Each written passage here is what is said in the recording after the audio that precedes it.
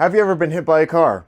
Thankfully, I haven't, and all the crashes that I've been in, which I can count on one hand, have been pretty minor.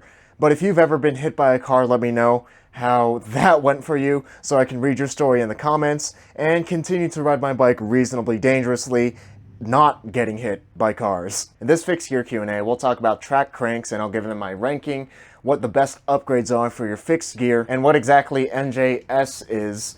Plus more coming up. What's up? I'm Zach Gallardo. Life is short, but don't make it shorter, so be sure to ride your bike every day to be reasonably dangerous, and subscribe to watch more fixed gear videos just like this one.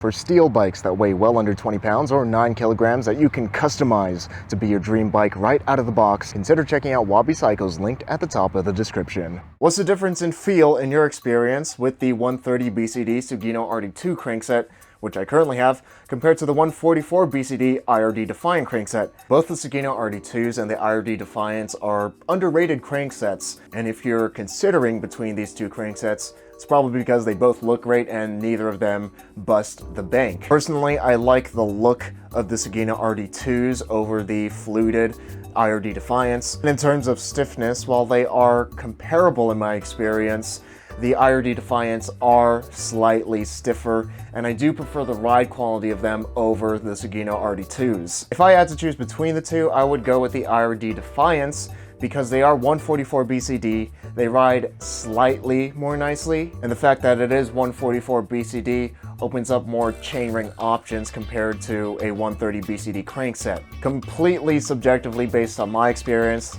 the RD2s have a stiffness of about 7 out of 10, while I'd say the Defiants are more of a 7.5 out of 10. Compare that to the most popular 144 BCD cranksets, Sugino 75s, Tram Omniums, Mickey Advance, and we can even throw the Andel RSC1s and Andel track cranks in there. I would say those cranks have a stiffness of about 8.5 out of 10. My advice is to just save up for an even nicer crankset, something like 75s, since the difference there would be much more noticeable and much better appreciated in the long run. And my top 5 cranksets in terms of looks and stiffness: number 1, Sugino 75s, 2, Suntour Superb Pros, 3, Dura Ace 7600s. These are all in my top 3 because they're square taper, really reliable, and plenty stiff for anybody that's just riding out on the street. And number 4, say Tram Omniums. I don't think they look great on steel bikes. They look awesome on aluminum bikes, but in my experience, I hate their bottom brackets. I do hear that they are much better if you use a Phil Wood or Chris King bottom brackets. And at number 5, I'll put the Mickey Advance cranks. They're considerably more affordable than Sugino 75s, and they look great if not for the decals, which is why I put them at number 5. What is more worth it, upgrading a wheel set or the cockpit? Fit is the most important thing when it comes to your bike,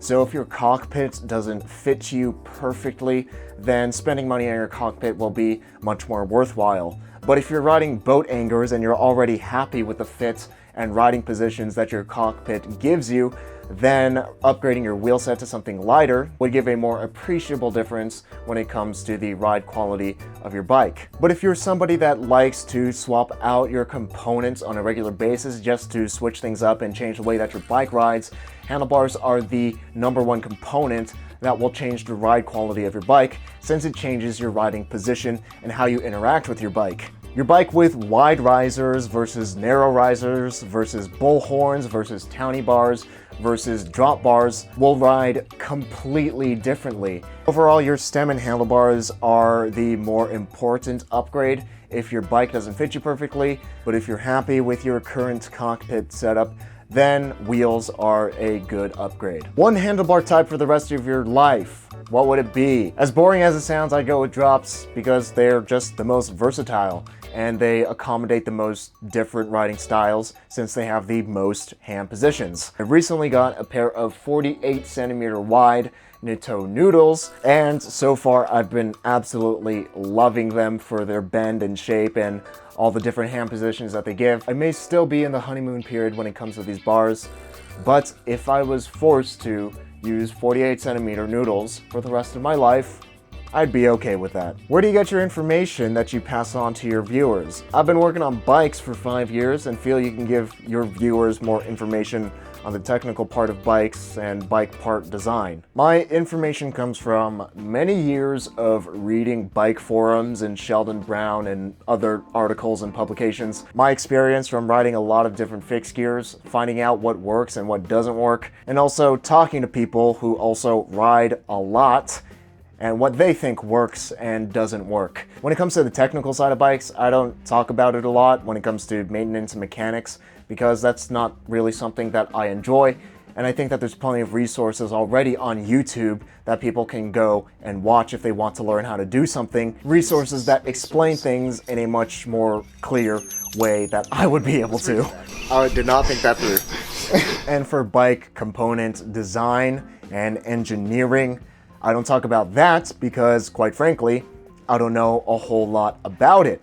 And honestly, it doesn't really matter to 90+% of the people watching these videos. Unless you're a very curious and technically minded person, the diameter of every single tube on a frame set doesn't matter.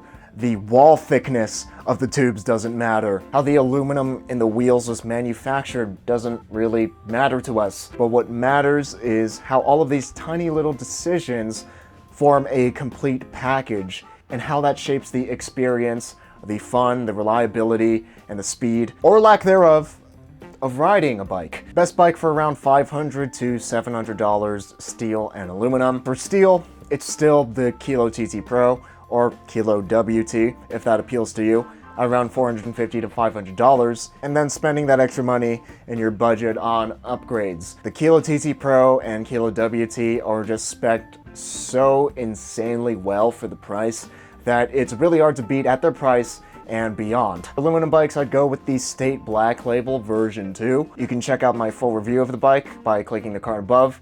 Basically, it's really solid, it's a lot of fun to ride, but I strongly recommend that you buy it from a bike shop instead of buying from State directly, since I did have a few problems with the Black Label and another State bike right out of the box. $500 to $700 price range is a bit weird because it's not quite entry level and it's not quite at the upper end of the mid-range, meaning you can often get a better bike by spending less and then upgrading an entry-level bike, or by spending a little more and getting a much nicer upper mid-range bike. But if you're locked into this $500 to $700 price range, Kilo TT or WT with upgrades, State Black Label version 2. If you had a chance to build up an aluminum track bike, what frame would you get and how would you spec the bike? We're talking about production bikes, ones that I would actually use on a daily basis. I'd go with the All City Thunderdome. The cockpit, I'd go with 31.8 Nitto stem and bars. Have a set of really wide 700mm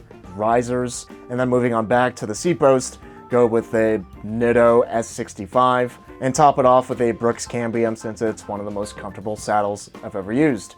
For the drivetrain, I'd go with my favorite Sugino 75s, of course, matching bottom bracket, Azumi chain, and an EAI cog. For the pedals, I'd go with my pedals that I'm using right now, since I really like them, MKS Sylvan Tracks, with the stainless steel MKS toe clips and MKS double straps. And for the wheels, I'll go with Velocity A23s, laced to Philwood hubs, and then wrap them in 28C gator skins. But if money is no object, all those components, but on a blue Cannondale track, just so I could be a basic Fixie hipster. Do you think cycling caps are necessary? Are there any situations where not having a cycling cap is more comfortable? They're not completely necessary. I rode for years without a cycling cap and I was perfectly happy. But once I did start using a cycling cap, now I just always wear a cycling cap. If you've ever gotten sweat in your eyes while out riding, you know how blinding and how unreasonably dangerous it is. I personally don't run into any situations where I want to take off my cycling cap and ride. I'm just a big fan of cycling caps. Try them out and you might like them too. Speaking of things you might like, we have another run of these reasonably dangerous shirts. This run will print 2 weeks from now, so if you're interested in swooping one for yourself, check out the link in the description. Track or tarck? I'd go with tarck. A lot more people have access to streets than tracks. Why do I not see many fixed gear bikes utilizing Campagnolo drivetrains? Because they're expensive, and the consensus is that they're not nearly as stiff as the other 144 BCD cranksets, and having money and stiffness are things people generally like. Could you explain exactly what NJS is? Since I live in Japan, would buying an NJS build be easier? Would it be worth it? NJS is pretty much the Japanese UCI for Keirin racing, and Keirin racing is high-stakes track racing, which is essentially horse racing but with people. In Keirin racing, they do their best to make the playing field level across all the racers so that their athletes are competing based on their merits, not based upon who has the best gear. Because of that, all of the components and the frame sets adhere to a very strict set of guidelines and have to be of the utmost quality. Any component approved for Keirin racing with that NJS stamp passes some of the strictest guidelines in the bike industry for performance, quality, and craftsmanship, which is why a lot of fixed gear riders place value on that NJS stamp, because it means you're getting something really good. To put how strict these guidelines are into perspective, if memory serves me correctly, Campagnolo, manufacturer of some of the best components in the world, some of them, not all of them as we discussed, tried to manufacture NJS components for a couple of years, decided that their requirements were too strict, so they stopped doing it. Being in Japan will give you a greater access to NJS components. A couple good places to check out NJS parts are NJS Export for second-hand framesets and components, and Track Supermarket if you want shiny, sparkly, new, and have the budget. Whether it's worth it depends on how much you enjoy NJS components themselves. For most people, they are overkill, even for daily street use. But if you appreciate having overkill street performance in some of the most reliable and subjectively beautiful components that you could have on a fixed gear, then NJS components would be worth it. Otherwise, buying components that are, say, made in Taiwan would not be quite as pretty, but would perform just as well for daily street usage, and would leave you with a good chunk of cash to buy a lot of ramen, or okonomiyaki, or soba, or insert your favorite Japanese food here. Whether it's worth it is up to you. And if you want to snag a reasonably dangerous shirt, this run is available for the next 2 weeks. Check it out, linked in the description. And if you want to have your fixed gear question answered, be sure to keep an eye out for the post towards the end of the month here on YouTube. Shout out to Wabi Cycles for sponsoring the channel and making these videos possible. Wabi makes it easy for me to ride Wallace, my Wabi Special, as my only bike as I travel throughout Asia, since every one of Wabi's design choices are meticulously made to give the purest ride quality for the money. And Wabi executes those choices perfectly, handmade by master craftsmen in Taiwan and a friendly bike shop in Denver, Colorado that is eager to answer your questions and get you on a bike you'll love. Wabi's relentless attention to detail results in Wallace, my 58cm Wabi Special, weighing in at 17.5 pounds or 7.97 kilograms straight out of the box with no carbon components. That results in the best riding experience I've ever had with a snappy, lively ride quality that only top-tier steel can bring. If you're looking for a bike that could very well put an end to your search for the perfect bike, consider checking out Wabi Cycles linked at the top of the description, because it really is the closest thing that I've ridden to the perfect bike. If you disliked this video, be sure to let me know by giving it a thumbs down so I can improve. But if you like this video, remember to give it a thumbs up so YouTube knows to recommend you more fixed gear cycling videos. And if you haven't ridden your bike yet today, stop watching me right now.